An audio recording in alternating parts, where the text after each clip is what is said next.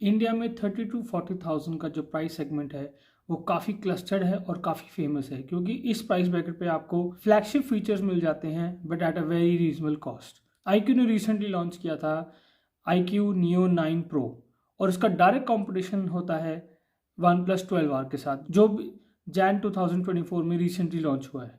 और इन दोनों में से आज हम कंपैरिजन करेंगे और आपको मैं अपने ओपिनियन बताऊंगा कि मेरे हिसाब से most value for money phone है अंडर 40,000।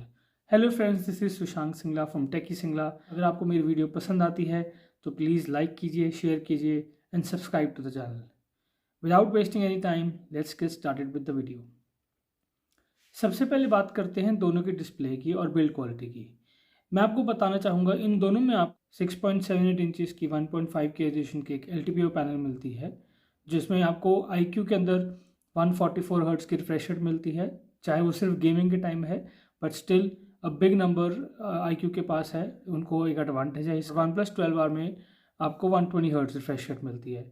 यहाँ पर iQOO थोड़ा सा बेनिफिशियल है because of the high refresh rate, but one plus जहाँ बाजी मार जाता है वो है उसके बिल्ड क्वालिटी में। बढ़िया मिलती है ग्लास की, गोरिल्ला ग्लास विक्टस 2 की प्रोटेक्शन मिलती है फ्रंट में, और बैक में गोरिल्ला ग्लास 5 की प्रोटेक्शन मिलती है। और साथ ही साथ आपको एल्यूमिनियम फ्रेम मिलता है।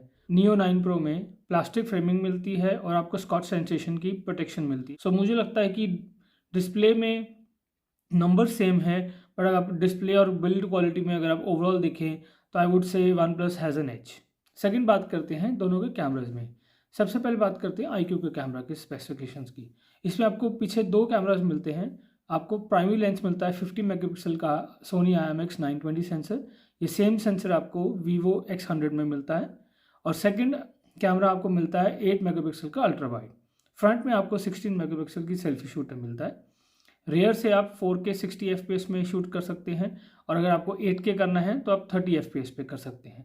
और वन प्लस में आपको बैक में मिलता है ट्रिपल रेयर कैमरा 50 मेगापिक्सल का Sony IMX 890 सेंसर।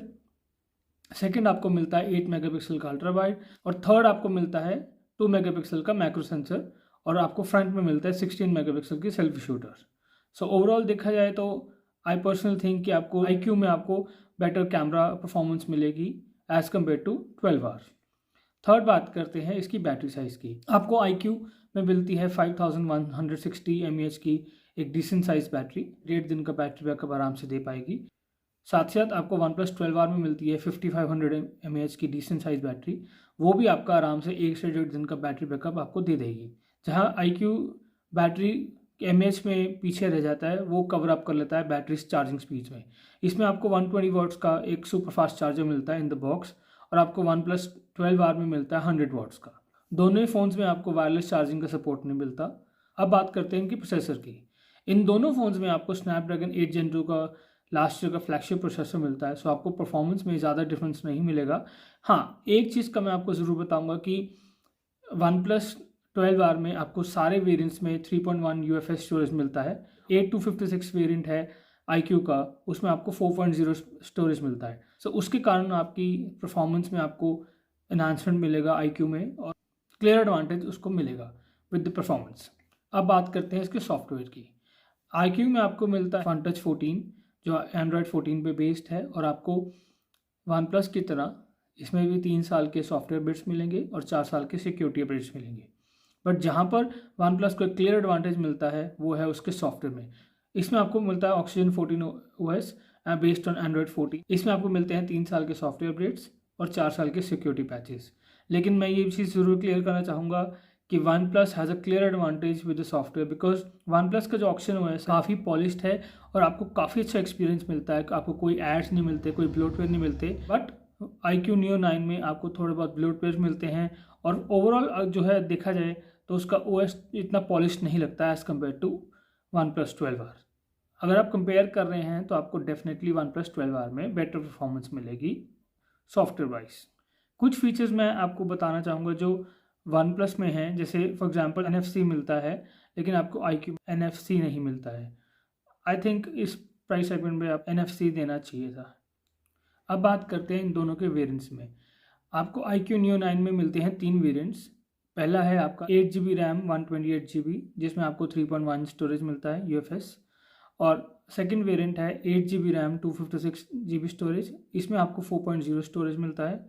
और थर्ड वेरिएंट है 12 GB रैम 256 GB स्टोरेज। लेकिन वन प्लस की अगर बात करें, पहला जो वेरिएंट है वो है 8 GB रैम 128 GB और सेकंड है इनका 16 GB RAM 256 GB storage. Similar हैं बट ये क्लियर एडवांटेज iQOO की तरफ ये आपको फास्टर UFS स्टोरेज मिलती है।